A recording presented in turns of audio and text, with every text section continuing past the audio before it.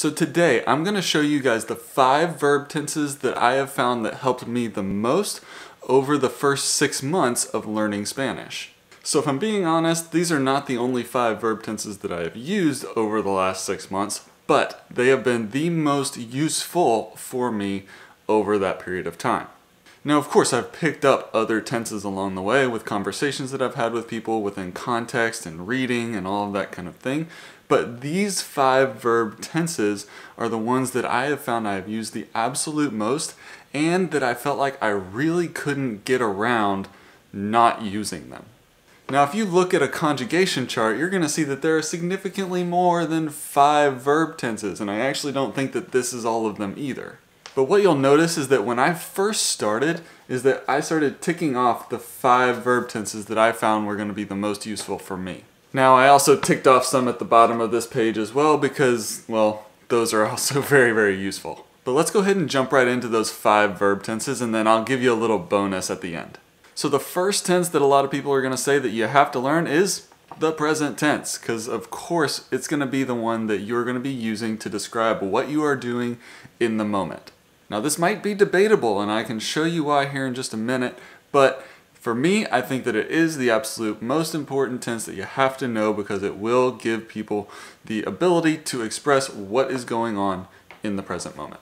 So if I look at the verb estar in Spanish, which is the verb to be, I am going to know yo estoy, tú estás, él, ella, usted está, nosotros estamos, ellos, ellas, ustedes están. And the second most useful and most important tense to me has been the preterit tense. Now, this is a little bit debated whether it is actually the most important or not. And that's because one of the most useful books, one of the most helpful books out there in learning Spanish is Madrigal's Magic Key to Spanish. And in this book, they actually start you with the preterit tense. They do not start you with present, they start you with the past, so that you can tell stories, so that you can tell what you did, what you have been doing.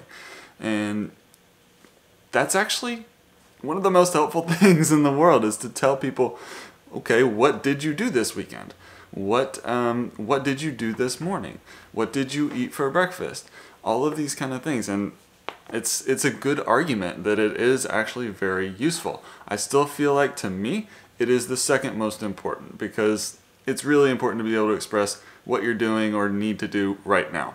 But for the preterit tense, this is past, I have found that that has been one of the most useful tenses for me for the reasons that you can tell what you have been doing over the weekend or this morning or whatever. And of course, these verb tenses for the verb estar are yo estuve, tú estuviste, él, ella, usted estuvo, nosotros estuvimos, y ellos, ellas, ustedes estuvieron. Now for me, the third most important tense is absolutely going to be something where you can express the future, what you are going to do. Now there are a couple ways that you can do this. You can actually use the verb ir, ir, in order to express what you are going to do. But I've found that it has been very helpful for me to know the actual future tense. And that's been one of the easiest forms to learn, actually, because it's actually the infinitive plus an ending. So all you have to do is memorize the ending. You don't even have to memorize dropping something off and adding an ending. All you have to do is add an ending. So if we look at the verb estar again, you're going to notice that it's going to be yo estaré with an accent over that E, tú estarás with the accent as well, and all of these are going to have accents. Él, ella, usted estará. Now a little bit different is nosotros, nosotros estaremos, y ellos, ellas, ustedes estarán. So those are your first 3 tenses. Now there's 2 more. So you've got a past, present, and future, and to be honest, you could probably get around pretty well with just those 3. But I'm going to give you 2 more that I have found to be really, really helpful for me in my initial learning over the last 6 months. And the first one is going to be one way to express the past, and it really expresses more of like routine stuff in the past, or something that doesn't necessarily have a specific beginning or end point, and that is the imperfect tense. And it's hard. I'll be honest, it's something that I still struggle with trying to figure out, do I use the preterite, do I use the imperfect? But the endings aren't terribly hard to remember, so it's something that I felt like I really needed to kind of try and work towards. Again, I still haven't mastered it, not even close. So, but here are the endings for the verb estar. Yo estaba, tú estabas, él, ella, usted estaba. Notice that for yo and the third person, él, ella, usted, it's actually the same ending. Estaba, estaba, same ending. So be aware of that. And then nosotros estábamos, y ellos, ellas, ustedes estaban. And then finally, number 5, this is one that I have used so much. It is something that I use a lot in English, and I found that it's been very helpful for me to use in Spanish as well. And that is the present perfect. I have to look because I don't remember exactly what it's called. It's the present perfect tense. I know how to use it, I don't know what it's called. Yeah, go figure. And this basically just says, I have blank. So I have been somewhere. And this is a way for me to express, yeah, it's in the past, but it's something that I have done. I have been able to do this, okay? So for the verb estar, you are going to have the verb haber in front of another form of the verb estar. So for this, it's a little bit different because you have to know a certain aspect of this, and you have to understand that the actual verb estar is going to change to its past participle. What in the world is that? Well, estar is going to turn into estado. And then you're actually conjugating the verb haber.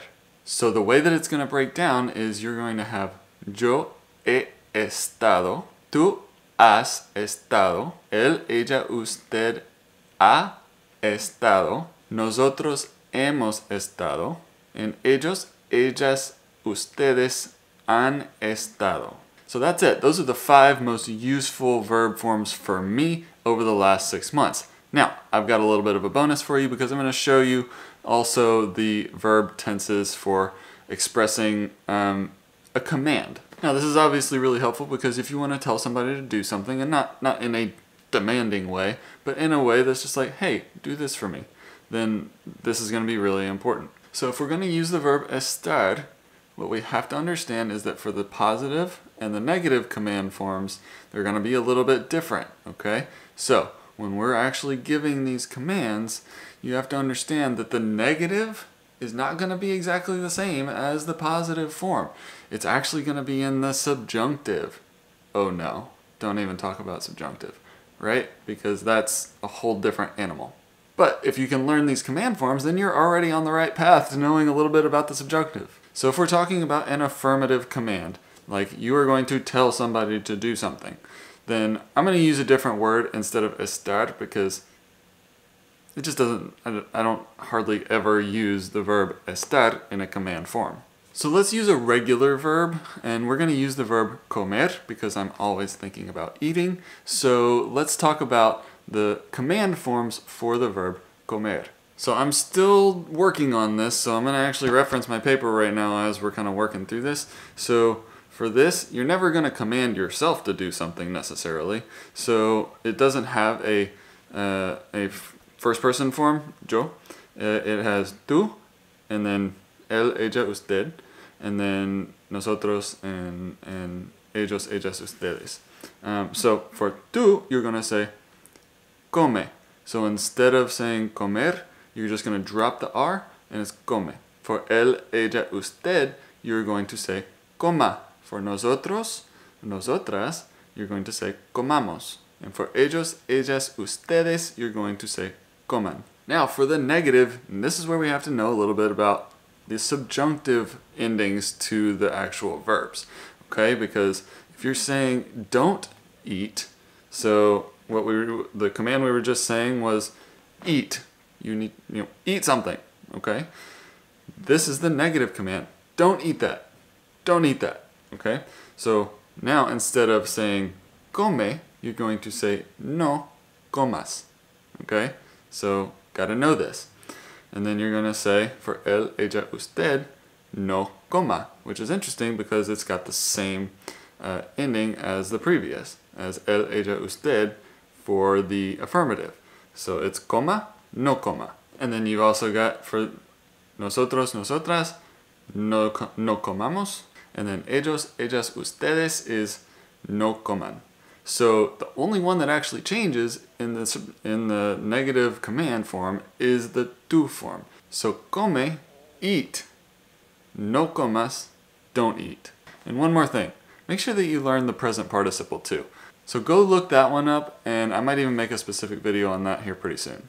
And that's all I've got for you guys today. The 5 most useful verb tenses to me over the first 6 months of learning Spanish. So I hope that this was helpful for you. Let me know if you think that there are other verb tenses that are more useful or that you find have helped you more within normal conversations with native speakers or things like that.